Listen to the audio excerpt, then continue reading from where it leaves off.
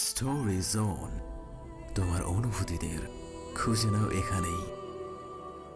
ঘর ভর্তি মানুষ কিলবিল করছে। মৃত পিতার লাশ আঁকড়ে কন্যার নিশ্চুপ নিরিবিলি শুয়ে থাকার জল উপচেছে প্রতিটা চোখে। মুনতাহার চোখ বন্ধ। আন্তারা ধীর গলায় ডাকলো, মা, উঠতে হবে না। পাশ থেকে কে যেন বলছে। মুনতাহা বুক থেকে মাথা তুলল, ক্ষিপ্ত চোখে তাকালো। সেকেন্ডের ব্যবধানে বাড়ি কাঁপিয়ে চিৎকার করে উঠল, যান এখান থেকে, যান বলছি। মা যেতে বলেন এদের, কেন এসেছে? বের হন। আন্তারা পরিস্থিতি সামলানোর চেষ্টা করলেন। তাড়াহুড়ো করে ফোন করলেন আরশাদকে। আরশাদ রিসিভ করেই ব্যস্ত কণ্ঠে বলল, এই তো আসছি আম্মা, আসছি। মুনতাহা চিৎকার করলো মাত্র। ভোরের বাতাসে হেমলকের বিষ। মুনতাহার ফোলা চোখে ধোয়াটে অভিলাষ। বাবা চোখ মেলবে, অবশ্যই মেলবে, মেলতেই হবে। আরশাদ ঢুকলো। কবর খোঁড়া শেষ। কবরস্থান কাছাকাছিও নয়, বেশ দূরে। গোসল করিয়ে নিয়ে যেতে হবে। সকাল হয়েছে, এতক্ষণ লাশ রাখা উচিত না। মুনতাহা কেমন করে যেন তাকায়। আরশাদের বুকটা মোচড় দিয়ে ওঠে।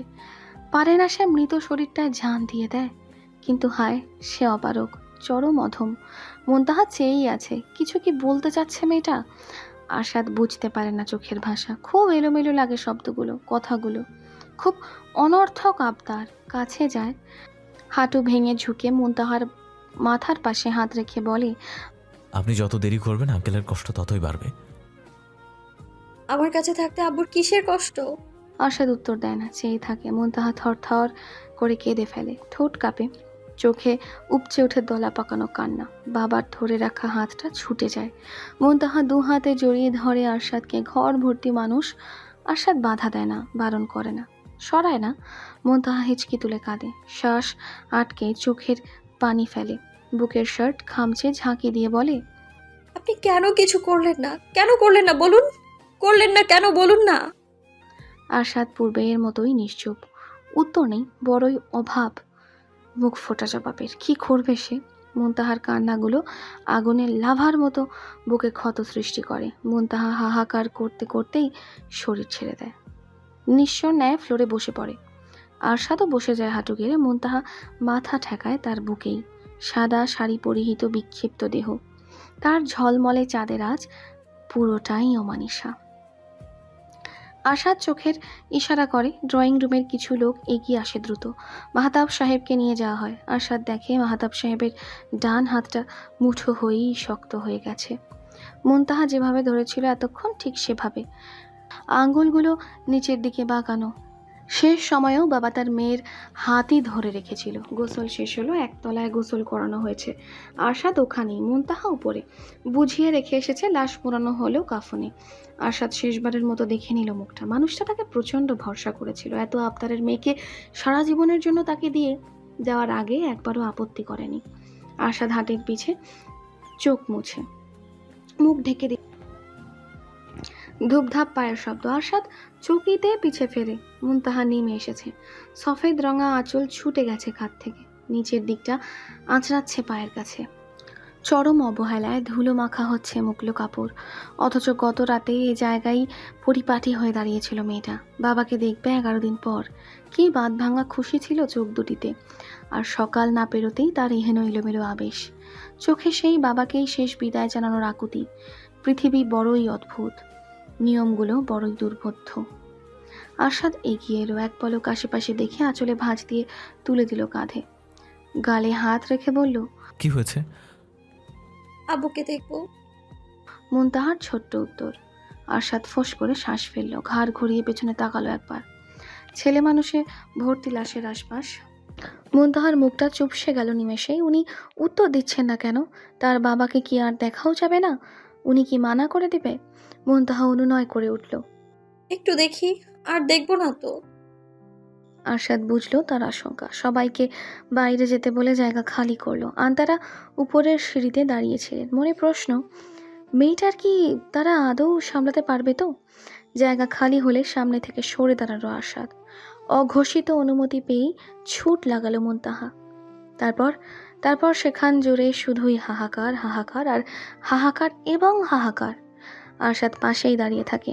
মুনতাহা গলা ফাটিয়ে কাঁদলেও সে বিন্দুমাত্র বাধা দেয় না। মেয়েটার কাঁদা দরকার, সেই ঠায় দাঁড়িয়ে রয়। কানে ভেসে আসে এটাই যেন ওর শেষ কান্না হয়। মুনতাহা শান্ত হয় না, কাঁদতে কাঁদতে এমন ঘরে চলে যায়, চোখ বন্ধ, অথচ মেয়েটা কাঁদছেই, নিঃশ্বাস আটকে আসছে যেন। আন্তারা ভয়ার্ত কণ্ঠে বলে, বাবা অসুস্থ হয়ে যাবে, এমনিই গায়ে জ্বর উঠেছে। আশা দীর্ঘশ্বাস ফেলে, পাশে বসে মাথাটা সরায় লাশের বুক থেকে, হাত দুটো ধরে করে ছুটিয়ে নেয় কাফনের কাপড় থেকে। মুনতাহা বিড়বিড় করছে, আব্বু খুব নিষ্ঠুর হয়ে গেছে জানেন। আমি এত কাঁদলাম, এত ডাকলাম, তবুও উঠলো না। কণ্ঠে স্পষ্ট তীব্র অভিমান। আশাদ দুহাতে উঠিয়ে দাঁড় করালো তাকে। মুনতাহা তখনও বিলাপ বকেই যাচ্ছে। আব্বু নিষ্ঠুর হয়ে গেছে, খুব নিষ্ঠুর। আমার আব্বু তো এত নিষ্ঠুর ছিল না। ঘরে তখন রাঙা সূর্যের আলো। এক হাতে গাল চেপে হাঁ করিয়ে আর এক হাতে হাই ডোজের ঘুমের ওষুধটা মুখে তুলে দিল আরশাদ। মুনতাহা দুর্বল হাতে বাধা দেওয়ার চেষ্টা করে। আরশাদ এক হাতে তার হাত দুটো আটকে আর এক হাতে পানি খাইয়ে দিল। মেয়েটা শান্ত হবে না, নয়তো তার যেতে হবে, অনেক দেরি হয়ে গেছে। কিছুক্ষণের ব্যবধানেই ঘুমিয়ে পড়ল মুনতাহা। আরশাদ বুক থেকে সরিয়ে বালিশে শুয়ে দিল, গায়ে চাদর টেনে দিয়ে আন্তারাকে বলল, আপাতত ঘুমিয়ে থাক আম্মা, এই ঘরে কাউকে আসতে দিও না। আন্তারা মাথা নাড়ালেন। আরশাদ বেরিয়ে গেল শক্ত পায়ে। আঙ্কেল স্ট্রোক করেছিলেন, খুব সম্ভবত নিজের ব্যবসায়িক কাজে বা ব্যবসা বিষয়ক কারণে বেশ দুশ্চিন্তায় ছিলেন তিনি। ড্রয়ারে রাখা কাগজপত্রগুলো দেখে আপাতত এইটুকুই বুঝেছি। ব্যাংকের অনেকগুলো রিসিট আছে সেখানে। এ কয়েকদিনে মোটা অঙ্কের টাকা তুলেছেন বেশ কয়েকবার। লস হয়েছিল ব্যবসায়, সেগুলো ঘিরেই বোধহয় খুব বেশি দুশ্চিন্তা করেছেন। তাছাড়া ওনার প্রেশারও আন্ডার কন্ট্রোল ছিল না, অতিরিক্ত প্রেশার উঠে মাঝরাতে স্ট্রোক করেছেন, আর মস্তিষ্কের রক্তক্ষরণেই। এটুকু বলে থামলো আরশাদ। কণ্ঠস্বর মনে হলো কিছু একটা থামিয়ে দিয়েছে তাকে। তার ঘরের দরজা খোলা। মুনতাহা ঘুমাচ্ছে তখন। দুপুর গড়িয়ে বিকাল নেমেছে, মেয়েটার ঘুম ভাঙেনি, বেহুশের মতো ঘুমাচ্ছে। আরশাদ সোফা ছেড়ে উঠে দাঁড়ালো। মেয়েটার জন্য হলেও বাকি কথাটা সে কখনো সামনে আসতে দিবে না। ব্যস্ত পথের কিনার ঘেঁষে রাধাচূড়ার মোহনীয় হাসি, মাথায় ফোঁটা লাল মুকুটে দুর্নিবার সৌন্দর্যের অহং। শেষ দুপুরের সোনা রঙা রোদ পাটিতে কয়েক জোড়া ক্লান্ত কাঠ শালিক চোখ বুজে বিশ্রাম নিচ্ছে। মাঝে মধ্যে আবার ঘাড় বাঁকিয়ে ঠোঁট ঠুকরে ঠুকরে চুলকে নিচ্ছে ডানা, কাঁধ, পিঠ। উশৃঙ্খল হর্নের শব্দ, বাসের ধোঁয়ায় জটালো পরিবেশ। হরহামেশার শহরের রাস্তা ভর্তি থোকা থোকা যানঘটের মাঝেই ভিড়হীন ফার্মেসির সামনে বাইক থামালো প্রাপ্তবয়স্ক এক দীর্ঘদেহী যুবক। গায়ের আকাশি রঙা ভেজা শার্ট দেখে সূর্য বোধহয় মায়া করেই তার উপর রোদ লাগালো না। রাধাচূড়া বোধহয় প্রেমে পড়েই একটু দুলিয়ে দিল তার ডালপালা। একটু ঠান্ডা বাতাসে শান্তি মেলাতে চাইল যুবকের দেহ। অথচ বোকা রাধাচূড়া জানেই না, যার ভেতরে উথাল পাথাল, তার বাহিরে শান্তি মেলানোর চেষ্টা বৃথা বই কিছু না। দীর্ঘ বাইকের হ্যান্ডেল চাপা ঘরমাক্ত লালাভো হাতে হেলমেটের কাঁচ উঠালো যুবক। কাঁচের উপর সহসাই ছাপ বসে গেল আঙুলের ঘামে। ফার্মেসিতে বসে থাকা 50 ব্যক্তিটাকে বলতে হলো না, যুবককে দেখা মাত্র এক পাতা নির্দিষ্ট ঘুমের ওষুধ বের করে বাদামি রঙা প্যাকেটে ঢোকাতে ব্যস্ত হয়ে পড়ল সে। যুবক হেলমেট খুলেছে ততক্ষণে। রাধাচূড়া প্রেমে হাবুডুবু খেয়ে তার গতি বাড়িয়েছে। সাই সাই করে দুলছে পাতা ভর্তি জানালা। যুবক ক্লান্তিহীন অবসাদ চোখে তাকালো। কনুইয়ের কাছে কপালের ঘাম মুছে পকেট থেকে মানিব্যাগ বের করে আওয়াজ বাড়িয়ে বলল, 2 পাতা দিন চাচা, কাল রাতের 11টার দিকে ঘুরে গিয়েছি। আপনি তো আগেই দোকান বন্ধ করে নিরুদ্দেশ। উত্তর এলো, অত রাইতে কি আর দোকান খোলা রাখা যায় বাজান? ওষুধ তো গোনায় আসিল, তুমি তো 2 দিনেরটা বাড়ায়া নাও, তাও শেষ হইল কেমনে? ঘরমাক্ত যুবক হাসে। হাসির ফাঁকে ঢাকার চেষ্টা করে মনের মলিনতা। ঢাকা পড়ে কিনা জানে না, তবে চাচা আর সংলাপ বাড়ায় না। কথা মতো আরেক পাতা ওষুধ প্যাকেটে ভরে স্ট্যাপলার মারে সশব্দে। যুবক মানিব্যাগ মেলেছে। সূর্য তখন তেরচাভাবে আলো ফেলেছে মানিব্যাগের এক কোণে, যেখানটায় প্লাস্টিকের আবরণের ভেতর দেখা যাচ্ছে এক যুবতীর সাদা কালো ছবি। না, কোনো হাস্যোজ্জ্বল চেহারা নয়, বরং গাছের ফাঁকে আটকে যাওয়া ওড়নার আঁচল ধরে বিরক্তিতে ভরা মুখটাই অস্পষ্ট দেখা যাচ্ছে সেখানে। একপাশে ঝুলছে তার লম্বা বেনি। ছবিটা ঝাপসা, ক্যামেরাটা কেঁপে গেছিল। পাশের টং দোকান ভর্তি মানুষ ছিল, যে কেউ দেখে ফেললে। যুবক স্মিত হাসে, হাতের বৃদ্ধাঙ্গুল বুলায় পাসপোর্ট সাইজের সাদা কালো ছবিটার উপর। ঠোঁটের হাসি অজান্তেই গাঢ় হয়, কোন ছড়িয়ে যায় গোপনে। শহরের প্রেমহীন রাস্তার ধারে দাঁড়িয়ে এক ভয়ঙ্কর প্রেমিকের মনে নাড়াচাড়া দিয়ে ওঠা পবিত্র প্রেমকে সম্মান জানিয়েই বোধ হয় একটা তাজা রাধাচূড়া ডাল ছুটে যায়, নিজ ইচ্ছায় জীবন বিসর্জন দিয়ে টুপ করে পড়ে রংহীন ছবিটার উপর। যুবক অবাক হয়, ভাবনায় ভাটা পড়ে, চিবুক উঁচিয়ে মাথার উপর তাকায় সে। লাল ফুলগুলো হাসছে যেন, আহা। আচ্ছা, মুনতাহা ঠিক কতদিন হাসে না? ভাই, আপা মনিরে দিয়েন। ডাকে ধ্যান ভাঙল, দ্রুত মানিব্যাগ ভাঁজ করে ফেলল যুবক। রাধা চূড়াটা অযত্নে পড়ে গেল ধুলো মাখা রাস্তায়। এক ছোকরা ছেলে, বয়স 10-11, শ্যামলা চেহারা, হাতের বাদামি কাগজের প্যাকেটের উপর আর একটা সিভিটের পাতা ধরা। বোঝা যাচ্ছে সেটাই তার আপামনিকে দেওয়ার কথা বলেছে ছেলেটি। আরশাদ মুচকি হাসে, ছেলেটার কোকড়ানো চুলে আদুরে হাত বুলায়। মানিব্যাগটা হালকা খুলে আঙুলের চিমটেতে টাকা বের করে বলে, বাসায় আসিস না কেন? আপামনি তো রোজই বলে তোর কথা।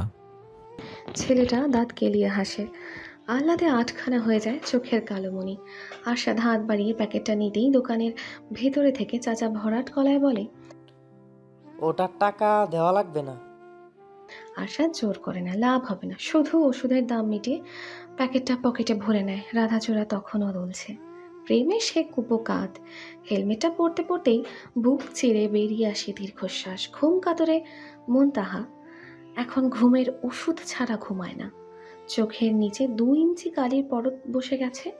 ঘুমের ওষুধে সারা রাত বুঁদ হয়ে রাখলেও ওষুধের সময় কেটে গেলেই আবার সেই নিদ্রাহীনতা। একসময় মেয়েটা বেলা অবেলা ঘুমাতো।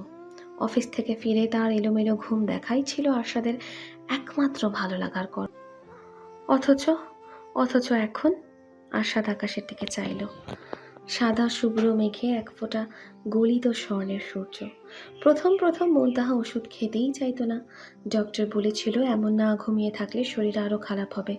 তবু সে জোর করতো না। কিন্তু মেয়েটা যখন সারা রাত পাশে শুয়ে মৃতের মতো 2 চোখ মেলে ঘর ভর্তি অন্ধকারে চেয়ে থাকতো, মাঝে মধ্যে উঠে বসে বলতো বলে হাঁস করতো, তখন আর পারতো না আরশাদ। 2 গাল চেপে ওষুধ মুখে দিয়ে দিত। মেয়েটা ঘুমিয়ে পড়তো। তারপর ধীরে ধীরে একটা সময় মুনতাহা নিজেই হা করতো। একটা ওষুধ খাইয়ে পানির গ্লাস নামিয়ে রাখলে বলতো, আরশাদ ওষুধের পাতা ড্রয়ারে রেখে ড্রয়ারে তালা দিয়ে রাখে, চাবিটা নিয়ে আসে সঙ্গে। মেয়েটা একবার ঘুমের জন্য একসাথে 2টো ওষুধ খেয়ে অসুস্থ হয়ে পড়েছিল। সে কি দৌড়াদৌড়ি করতে হয়েছিল আরশাদকে। হেলমেটের বেল্ট লাগিয়ে বাইক স্টার্ট দেয় আরশাদ। ধোঁয়াটে বাতাস ছেড়ে চাকা ঘোরালো।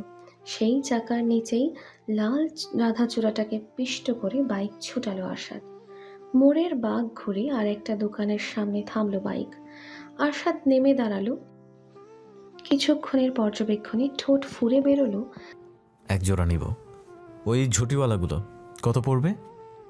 কাঁচা হলুদের আঁচলে গাঢ় কমলা ফুলের বাগান। পিঠে এঁকে বেঁকে লুটিয়ে পড়েছে দীর্ঘ ঢিলে বেনি। রাঙা রোদ সরাসরি পড়েছে গলার কাছে। চিকচিক করছে স্বর্ণের চেইন। ব্যালকনির ফ্লোরে পা ভাঁজ করে গ্রিলে মাথা ঠেকিয়ে রেখেছে এক রূপবতী দুঃখিনী।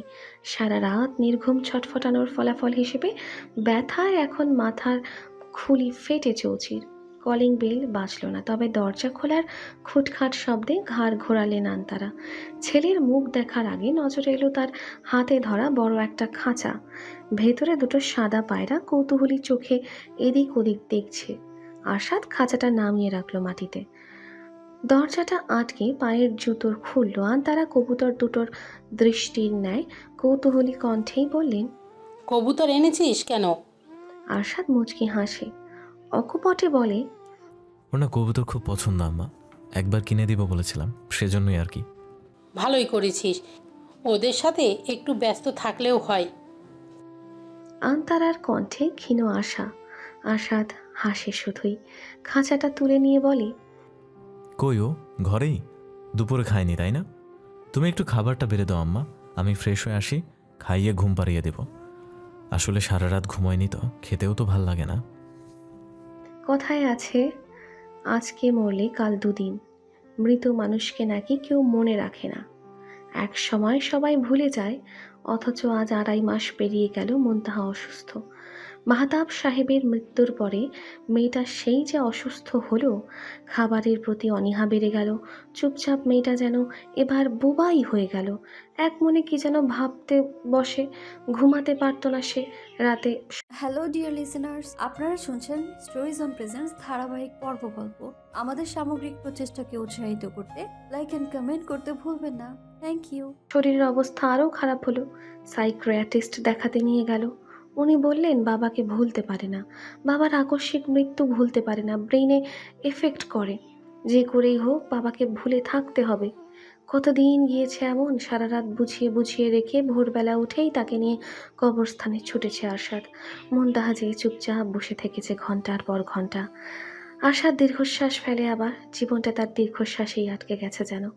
কবুতরগুলো উড়ছে, লাফাচ্ছে খাঁচা ভরে। মুনতাহার চোখ বোঝা। আরশাদ অবাক হয়, বিস্ময় নিয়ে দেখে মেয়েটা ঘুমিয়ে পড়েছে। সত্যি নাকি মিথ্যে, ভ্রম নাকি কল্পনা। খাঁচাটা নামিয়ে রাখে নিঃশব্দে। 2 কদম এগোতেই দেখে চোখ মেলে মুনতাহা। হঠাৎ পাওয়া মুক্ত ঝিনুকটা যেন সেখানেই হারিয়ে যায়। আরশাদ তবু হাসে, বলে, ও জেগে আছেন? আমি ভাবলাম ঘুমিয়ে পড়েছেন। মুনতাহা পলক ঝাপটানোর চেষ্টা করে। আরশাদ হাঁটু গেড়ে বসলো। বহুদিনের অভ্যাসবশত কপালের চুল কানে গুঁজে দিয়ে বলল, দুপুরে খাননি কেন? চলুন খাবেন। মুনতাহা হেলানো শরীর সোজা করে, দুর্বল হাতে চোখ কচলে ক্ষীণ কণ্ঠে বলে, আপনি ঔষধ এনেছেন? এনেছি, কিন্তু কিছু একটু খেয়ে তারপর খেতে হবে। ঘুমোলে আপনি মাঝরাতের আগে উঠবেন না মুনতাহা। মুনতাহা মাথা নাড়ায়। পিছে কিছু একটা চোখে পড়তেই দৃষ্টি পরিষ্কার করার চেষ্টা করে। আশা তার চোখ অনুসরণ করেই বলে, আপনার পায়রা পছন্দ হয়েছে? মুনতাহা উত্তর দেয় না, ফ্যাল ফ্যাল করে চেয়ে থাকে খাঁচার দিকে। চোখে কি একটু খুশি দেখা যায়, একটু আনন্দ উচ্ছ্বাস দেখা যায়? আশা বুঝে না। ভাতের ছোট্ট লোকমাটা মুখে নিয়েই বাজ সাধল মুনতাহা। কপাল কুঁচকে চরম অনীহায় বলল, আর 7 প্লেট নামিয়ে রাখলো। বিষাদ চোখে দেখল পাতে তখনও অর্ধেকের মতো ভাত পড়ে আছে। মুনতাহা পানির গ্লাস হাতে নিয়ে রেখেছে। আরশাদ বাঁ হাতে টেবিলের উপর থেকে ওষুধটা তুলে খাই দিয়ে বলল, ঘুমান। চোখ লাল হয়ে আছে কেন? মাথা ব্যথা কমেনি? মুনতাহা দুপাশে মাথা নাড়ায়, অর্থাৎ কমেনি। ছোট্ট মস্তিষ্কে হাই পাওয়ারের ওষুধ কাজ করে তাড়াতাড়ি। নিমেষেই ঘুম ধরে যায় চোখে। মুনতাহা ঘুমিয়ে পড়ে। মাথাটা পাশে হেলে পড়তেই আরশাদ এলো পাথারি ঠোঁট ছোঁয়ায় তার মলিন চাঁদ মুখে। বারান্দা থেকে পায়রা দুটোর ডাক শোনা যাচ্ছে বাঘ বাকম করে। শয়ন কক্ষ জুড়ে হরিদ্রাভ পাতির অবারিত বিচরণ। নিদ্রিত রাত্রির স্তব্ধকালে শ্রান্ত অসার দেহে ঘুমাচ্ছে ক্লান্ত যুগল। তীব্র প্রণয়ে মাখো মাখো ঘর মাখত নারী সামান্য নড়ে চড়ে উঠতেই সন্ধানী ভঙ্গিতে ঘুমে কাতর চোখ দুটো মিলল আরশাদ। মুনতাহা কাছে থেকে সরেও উল্টো দিকে ফিরে ছুঁয়েছে। বাঁ পাশে ফ্যানের বাতাস বেশি, মেয়েটার গরম লাগে অতিরিক্ত। দেখা শেষে কপালের দুপাশে আঙুল চেপে ক্ষণকাল চোখ বুজে রইল সে। মুনতাহার ঘুমের ওষুধের রেশ কেটেছে আরও 2 ঘন্টা 2 আগেই। একটু পর ভোর হয়ে যাবে। রাস্তার মোড় থেকে কুকুরের বাঘ বিতণ্ডা শোনা যাচ্ছে। রাত উঠলে এদের এত বেয়াদবি কিসের? আরশাদ উঠে বসে। মুনতাহা এদিকে পিঠ দিয়ে শুয়েছে, চাদর অগোছালো। ঘড়িতে 3:45। নেমে দাঁড়ায় আরশাদ। দুপুর থেকেই অযত্নে পড়ে থাকা ওষুধের পাতাটা নিঃশব্দে ড্রয়ারে আটকে ওয়াশরুমে ঢোকে। 15 মিনিটের ব্যবধানে পেরিয়েও আসে পূর্বের ন্যায় উদুম গাই। মুনতাহা দিক পাল্টেছে, ডান দিকে কাঁধ হয়ে শুয়েছে। মেয়েটা স্থির থাকেও না। এগিয়ে যায় আরশাদ। টেবিল ল্যাম্পের সুইচ চাপার আগেই আবার ঘুরে গেল মুনতাহা। তাও ভালো, ওষুধের ঘুমে মৃতের মতো একাধারে পড়ে থাকে শুধু। এখন তো নিচে থেকেই ঘুমিয়েছে।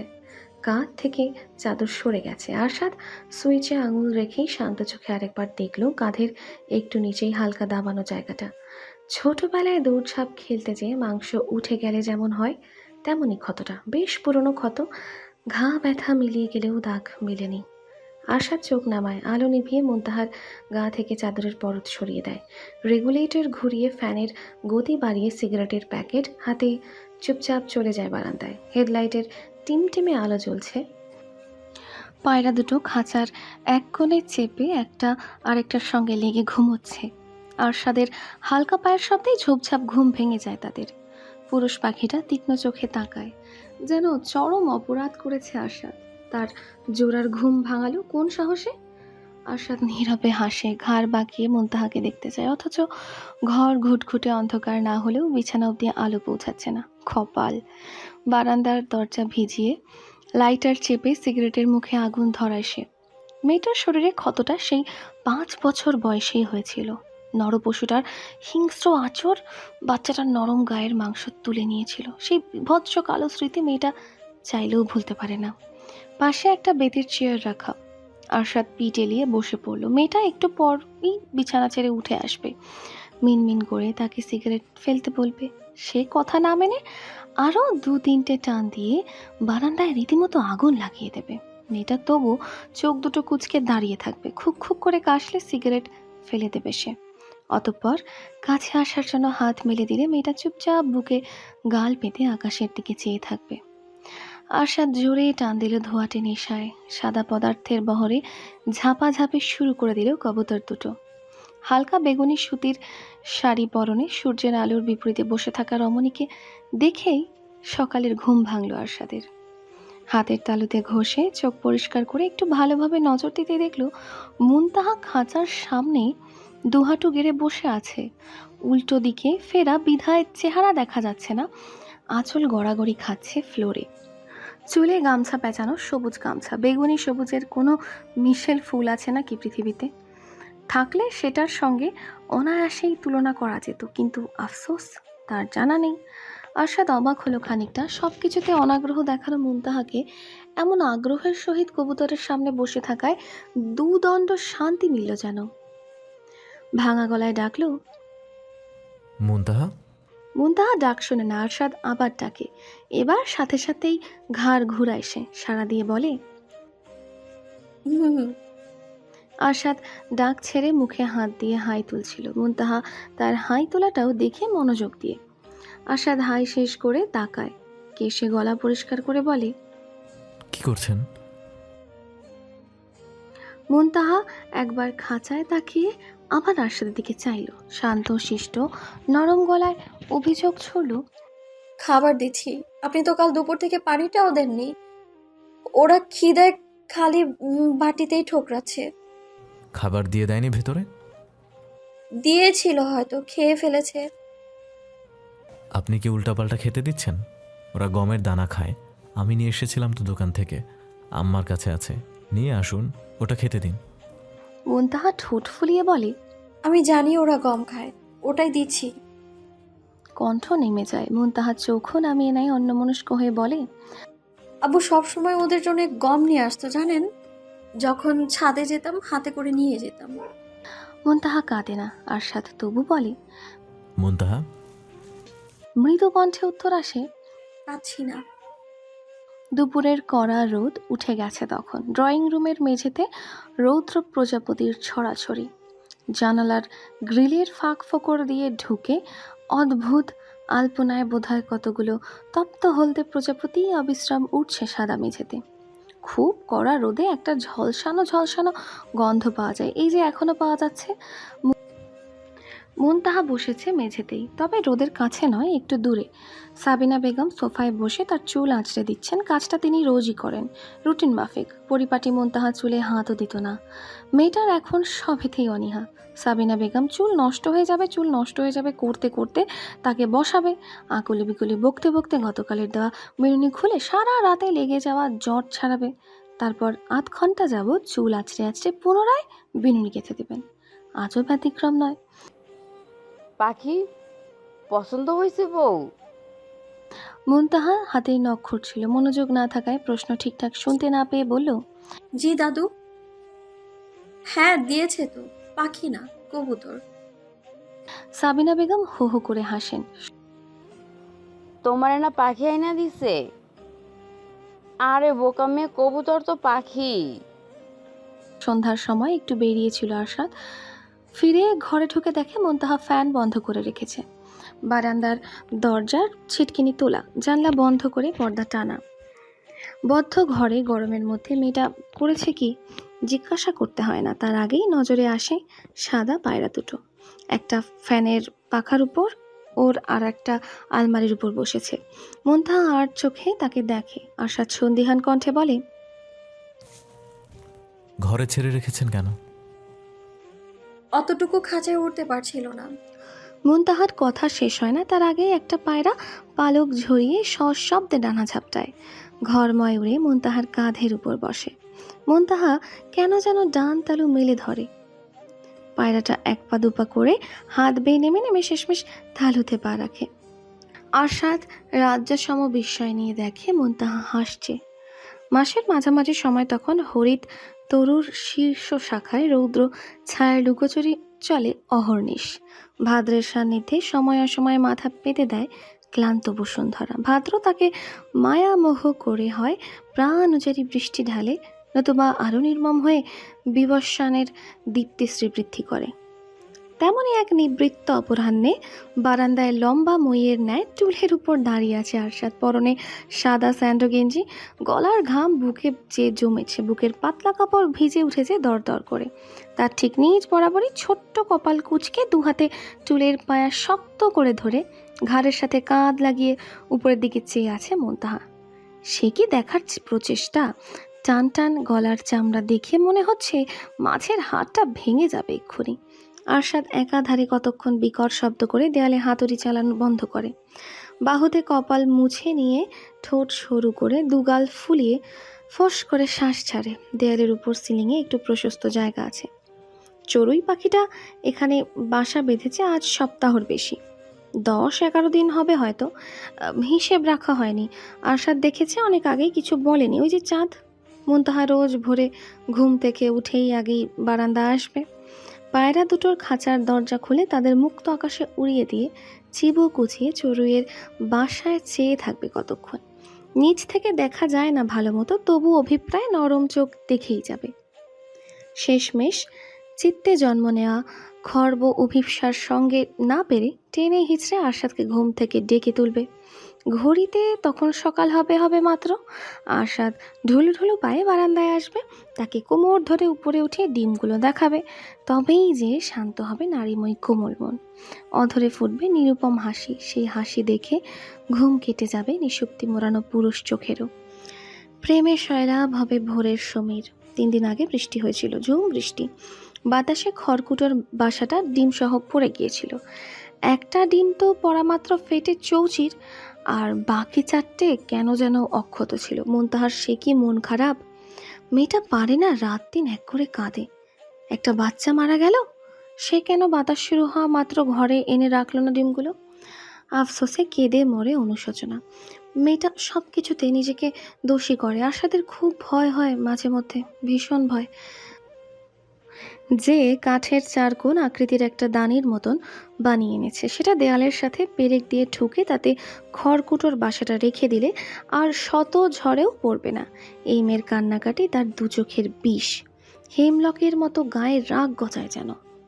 ঠুকঠুক ধ্বনি দেয়ালের ইটে ভীষণ শব্দে বাড়ি খায়। মুনতাহার মুখ কুচকে যায়, আরও চিবুক নামিয়ে চোখ খিচে বুজে রাখে সে। আরশাদ পেরেক ঠুকতে ঠুকতেই আর চোখে এক নজর প্রিয়তমার নত যেন মুখশ্রী দেখে নেয়। হাতুড়ির আওয়াজ কমিয়ে বলে, আমি পড়ব না মুনতাহা, আপনি ঘরে যান, ফ্যান ছেড়ে বসুন, গরমে লাল হয়ে গেছেন তো। মুনতাহা খিচা চোখেই তাকায়, পিট পিট করে বলে, না, পড়ে যাবেন। আমি বাচ্চা? তা কখন বললাম? আপনার প্রশ্ন করার অভ্যাসটা গেল না চাঁদ। মুনতাহা মাথা নামিয়ে নেয় সলজ্জায়। পাল্টা প্রশ্ন শোনা যায় না আর। স্তব্ধতা উপরে ফেলে আবারও সশব্দে হাতুড়ি চালাতে শুরু করে আরশাদ। সে একটু চাঁদ ডাকলেই মেয়েটার লজ্জার অন্ত নেই। বিছানার উপর নরম ওড়না মুড়িয়ে তার উপর বাসাটা রাখা। পেরেক ঠোকা শেষ, আরশাদ উপর থেকে হাতুড়িটা বাড়িয়ে দিল। মুনতাহা নিয়ে ফ্লোরে নামিয়ে রাখলো। পাশ থেকে কি একটা বাঁধার জন্য নিয়ে আসা মোটা দড়িটা আরশাদের বাড়িয়ে রাখা হাতে দিল। আরশাদ মোটা দড়িটা 2 সেকেন্ড পর্যবেক্ষণ করে ভরাট কণ্ঠে শুধালো, ড্রয়ার থেকে কেচিটা নিয়ে আসেন তো, এত বড় দেয়া যাবে না। মুনতাহা মাথা নাড়ায়। দ্রুত পায়ে ঘরে যেয়ে মেঝেতে হাঁটু গেড়ে ড্রয়ার খোলে। পাতলা কোমরে আঁচল গোজা। মানুষ মারা যাবার আগে যে কথা বলে যায়, সবাই সবসময় তা পালন করার চেষ্টা করে। একটা অন্যরকম টান থাকে হ্যালো ডিয়ার লিসেনার্স, আপনারা শুনছেন স্টোরিজ অন প্রেজেন্স ধারাবাহিক পর্ব গল্প। আমাদের সামগ্রিক প্রচেষ্টাকে উৎসাহিত করতে লাইক অ্যান্ড কমেন্ট করতে ভুলবেন না। Thank you.